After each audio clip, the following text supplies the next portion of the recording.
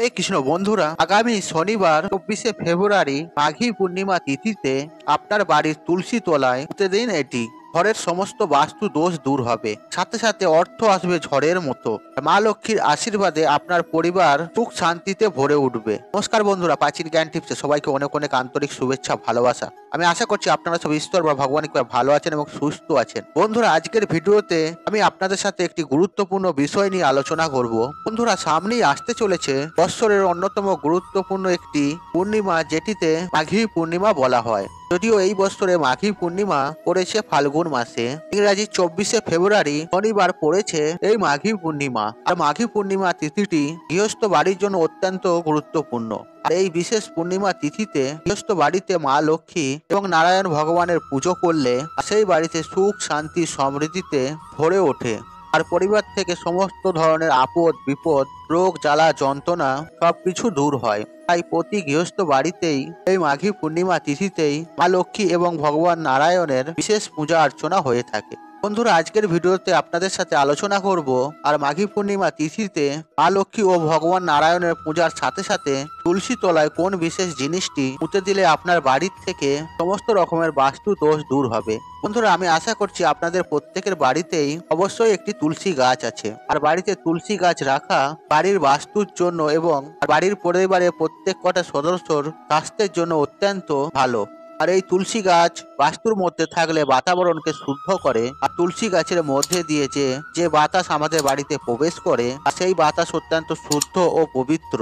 আর ঘরে যদি কোনো নেতিবাচকতা থাকে বা নেগেটিভ এনার্জি থাকে, তুলসী গাছ সেটিকে দূর করে। তাই প্রত্যেকের বাড়িতে একটি তুলসী গাছ থাকা উচিত, এবং যেই বাড়িতে তুলসী গাছের স্বাস্থ্য সুন্দর এবং সতেজ থাকে, বুঝবেন সেই বাড়িতে কোনো রকম বাস্তু দোষ নেই।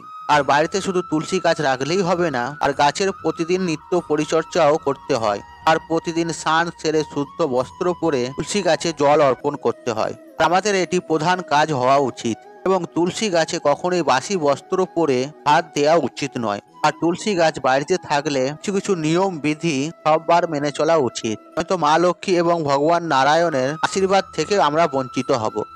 তুলসী গাছে প্রতিদিন জল অর্পণ করতে হয়, এবং শুধু রবিবার দিন ও একাদশী তিথিটি বাদ দিয়ে।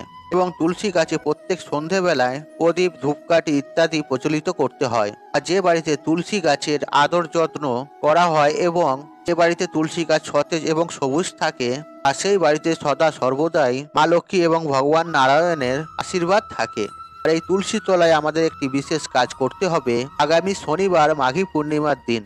চলুন বন্ধুরা, ভিডিওটি শুরু করা যাক। ভিডিওটিতে একটি লাইক করে কমেন্টে জয় মা লক্ষ্মী লিখে কমেন্ট অবশ্যই করুন। এতে মা লক্ষ্মীর আশীর্বাদ সদা সর্বদাই আপনার পরিবারে থাকবে এবং আপনার সদস্যদের ওপরে থাকবে।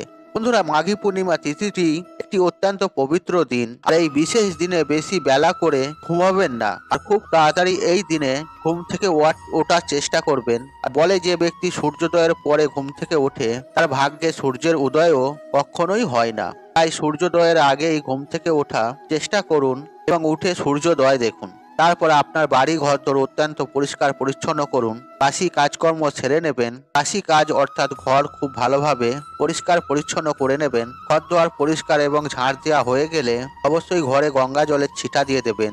সেদিন যদি সম্ভব হয় কোনো পবিত্র নদীতে গিয়ে স্নান করে নেবেন। যে কোনো পবিত্র নদীতে স্নান করলে পূর্ণিমা তিথিতে পূর্ণ অর্জন হয় এবং জীবনে আপদ বিপদগুলো দূরে চলে যায় এবং জীবন ভরে ওঠে সুখ শান্তি সমৃদ্ধিতে। এই নদীতে স্নান করলে পূর্ণ অর্জন হয়। তবে সবার পক্ষে পূর্ণ নদীতে স্নান করা যদি সম্ভব না হয়ে ওঠে, তাহলে আপনি স্নানের পর শুদ্ধ বস্ত্র পরিধান করে মাথায় অবশ্যই গঙ্গা জলের ছিটা দিতে ভুলবেন না, এবং আপনার বাড়ি ঘর প্রত্যেকটি জায়গায় গঙ্গা জলের ছিটা দেবেন। আর আপনার বাড়ির যে মুখ্য দরজা, যেটি সদর দরজা, সেখানে 1 ঘটি জল অবশ্যই ঢেলে দেবেন।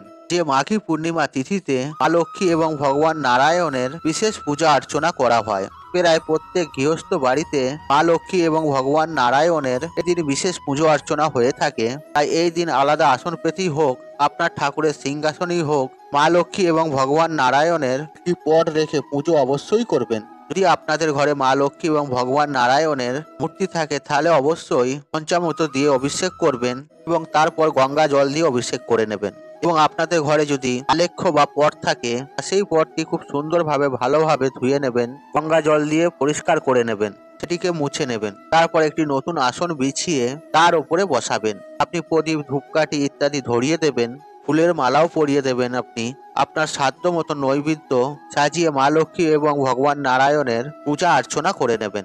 আর সেদিন পুজো অর্চনা পর্যন্ত অবশ্যই উপবাস থাকারই চেষ্টা করবেন।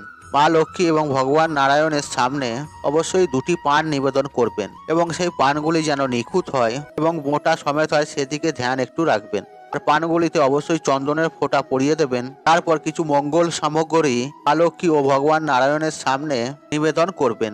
এই মঙ্গল সামগ্রীগুলো নিবেদন করা অত্যন্ত ভালো। আর মঙ্গল সামগ্রী হচ্ছে যেমন একটি হলুদের গাঁট, আর মা লক্ষ্মীর অত্যন্ত প্রিয় লক্ষ্মী কড়ি, সুপারি, গোমতী চক্র, পদ্ম বীজ এবং অক্ষত আতক চাল। এই সমস্ত কিছু হচ্ছে ভগবান নারায়ণের ও মা লক্ষ্মীর মঙ্গল সামগ্রী। এই সমস্ত কিছু ভগবান নারায়ণ ও মা লক্ষ্মীর সামনে নিবেদন করবেন এবং তারপর আপনারা নৈবেদ্য সাজিয়ে দেবেন। সাধ্যমতো ফল, মিষ্টি ইত্যাদি সাজিয়েও আপনারা পুজো করতে পারেন। আপনারা যদি চান আপনারা নিজেরা হাতেই ভগবান নারায়ণের জন্য ও মা লক্ষ্মীর জন্য ভোগও বানাতে পারেন এবং ভোগও নিবেদন করতে পারেন। এইভাবে আপনারা পুজো অর্চনা করে ফেলবেন। ভগবান নারায়ণের জন্য যে ভোগের থালাটি আপনি বানাবেন তার অবশ্যই তুলসী পত্র দিতে কিন্তু ভুলবেন না। তুলসী পত্র ছাড়া যে ভোগ ভগবান নারায়ণ গ্রহণ করেন না। আমরা অনেকেই মা লক্ষ্মীর পুজো করি, আর এটা মনে রাখবেন কিন্তু মা লক্ষ্মী ভগবান নারায়ণের আশীর্বাদ ছাড়া মা লক্ষ্মী কোথাও যান না। আর মা লক্ষ্মীর পূজা করলে সাথে কিন্তু ভগবানের নারায়ণের পূজা করতে হবে। যদি আপনার গৃহে ভগবান নারায়ণের বিগ্রহ না থাকে তাহলে একটি পান এবং সুপুরি বা একটি হরিতকি রেখে তাতে ভগবান নারায়ণকে আহ্বান জানিয়ে প্রতিষ্ঠা করে তারপরেই মা লক্ষ্মীর পুজো অর্চনা করবেন।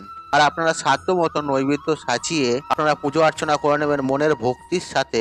তারপর আপনারা আরতি করে নেবেন। আর সেদিন মা লক্ষ্মীর সামনে অবশ্যই একটি ঘিয়ের প্রদীপ প্রচলিত করবেন। তারপর আপনারা ঠাকুর ঘর ছেড়ে দেবেন। আর কিছুক্ষণ পরে এসে আপনারা যা যা ভোগ নিবেদন করেছিলেন সমস্ত কিছু তুলে নেবেন এবং প্রসাদ গ্রহণ করবেন। ঠিক সেই সময় আপনারা মা লক্ষ্মী এবং ভগবান নারায়ণের সামনে যে মঙ্গল সামগ্রীগুলো নিবেদন করেছিলেন সেই সমস্ত মঙ্গল সামগ্রীগুলো আপনি নিয়ে নেবেন। একটি নতুন হলুদ রঙের শালু কাপড় নেবেন এবং তার মধ্যে সমস্ত মঙ্গল সামগ্রীগুলো রেখে তারপরে ভালোভাবে একটি গেঁট দিয়ে দেবেন। আর পুটুলি বানিয়ে নেবেন। তারপর সেই পুটুলিটি তার মধ্যে আপনি মঙ্গল সামগ্রীগুলো নিয়েছেন আর সেটি নিয়ে চলে আসবেন আপনার তুলসী তলায়। আর এই কাজটি কিন্তু আপনাদের করতে হবে সূর্য অস্তের আগে, কারণ সূর্য অস্তের পরে তুলসী গাছে হাত দিতে নেই। আর তুলসী গাছে হাত দিলে এতে ঘোর পাপ লাগে। আর এই কাজটি আমাদের করতে হবে সূর্য অস্তের আগে। আর আপনি সকালবেলা পুজো দিয়ে নিলেন, আর কিছুক্ষণ পরে মঙ্গল সামগ্রীগুলো মা লক্ষ্মী এবং ভগবান নারায়ণের চরণের কাছ থেকে তুলে নিলেন এবং তারপর আপনি তুলসী গাছের কাছে চলে আসবেন। তার আগে অবশ্যই তুলসী গাছে জল নিবেদন করবেন এবং তুলসী গাছে প্রদীপ, ধূপকাঠি ইত্যাদি দেখিয়ে নেবেন। আর মা তুলসীকে প্রতিদিনই জল নিবেদন করতে হয়, শুধুমাত্র রবিবার দিনটি বাদ দিয়ে। তারপর তুলসী গাছে প্রণাম জানিয়ে আর এই মঙ্গল সামগ্রীগুলো আপনার মাথায় ঠেকাবেন। আর আপনার বাড়িতে যারা যারা সদস্যরা সেই সময় উপস্থিত আছেন সবার মাথায় ঠেকাবেন এবং তারপর তুলসী গাছে মাটির তলায় এটি আপনি রেখে দেবেন। আর যদি আপনি ব্যালকনিতে তুলসী গাছের টব লাগিয়ে থাকেন তাহলে সেখানেও সেটি রাখতে পারেন। আর যদি আপনার নিজস্ব বাড়ি আছে আর বাড়ির মাঝখানে তুলসী মঞ্চ আছে তা আপনি সেখানেও এটি রাখতে পারেন। ঠিক তুলসী গাছের গোড়ায় একটুখানি মাটি খুঁড়ে তার ভেতরে আপনি আর এই সমস্ত মঙ্গল সামগ্রীগুলো রেখে দেবেন। বন্ধুরা, এই তুলসী গাছ একটা অত্যন্ত পবিত্র জায়গা। আর তুলসী গাছে এই দিন হলুদ ধাগাও বাঁধতে পারেন। আর হলুদ ধাগা কিভাবে বাঁধবেন, আর ভগবান নারায়ণের চরণে একটি হলুদ সিঁতো নিবেদন করবেন। দেখবেন মৌলি ধাগা দশকর্মার দোকানে পাওয়া যায়, সেখান থেকে নিয়ে চলে আসবেন। আর সেই মৌলি ধাগাটা চন্দন সহযোগে ভগবান নারায়ণের চরণে স্পর্শ করিয়ে নেবেন এবং তারপর আপনি সেই ধাগাটা তুলসী গাছে বেঁধে দিতে পারেন। আর এই তুলসী গাছ বাড়ির বাতাবরণকে শুদ্ধ করে এবং পবিত্র করে। আর বাড়িতে তুলসী গাছ রাখা কিন্তু অত্যন্ত ভালো এবং আর তুলসী গাছের যে বাতাস আমাদের ঘরে প্রবেশ করে, যা কিছু খারাপ এনার্জি থাকে সেই সব সমস্ত কিছুকে দূর করে এই তুলসী গাছ। আর এই তুলসী গাছের সঠিক পরিচর্যা করুন। আপনি যদি এই সব সামগ্রীগুলো তুলসী তলায় রাখতে পারেন তাহলে আপনার বাস্তুর মধ্যে কোনো প্রকারের খারাপ শক্তি আপনার বাড়িতে প্রবেশ করতে পারবে না। এর ফলে আপনার পরিবারকে সদা সর্বদাই এই তুলসী গাছ রক্ষা করবে। আর তুলসী গাছের স্থান কিন্তু সব গাছের ওপর, তাই তুলসী গাছের সমান কোনো গাছ নেই। তা আপনি যদি এই ক্রিয়াটি মনের ভক্তি ও শ্রদ্ধার সাথে করতে পারেন আপনার বাস্তু দোষ দূর হবে, আপনার পরিবার থাকবে সুস্থ ও নিরোগ। বন্ধুরা, আশা করছি এই ভিডিওটি আপনাদের ভালো লেগেছে। তাহলে ভিডিওতে একটি লাইক করুন, একটু কমেন্ট করুন, শেয়ার করুন এবং বন্ধু বান্ধব আত্মীয়জনদের সাথে শেয়ার অবশ্যই করবেন। মনে রাখবেন, আপনার একটি শেয়ার অনেক মানুষকে উপকৃত করে তুলতে পারে। আর আপনি যদি আমার চ্যানেলে নতুন হয়ে থাকেন তাহলে চ্যানেলটি অবশ্যই সাবস্ক্রাইব করুন এবং পাশে থাকা নোটিফিকেশন অন রাখুন, কারণ নিত্য নতুন ভিডিও সবার আগে দেখার জন্য। ঈশ্বর আপনার মঙ্গল করুক, আপনি সুস্থ থাকুন, নিরোগ থাকুন, আপনার দিন মঙ্গলময় হোক। হরে কৃষ্ণ কৃষ্ণ কৃষ্ণ হরে হরে।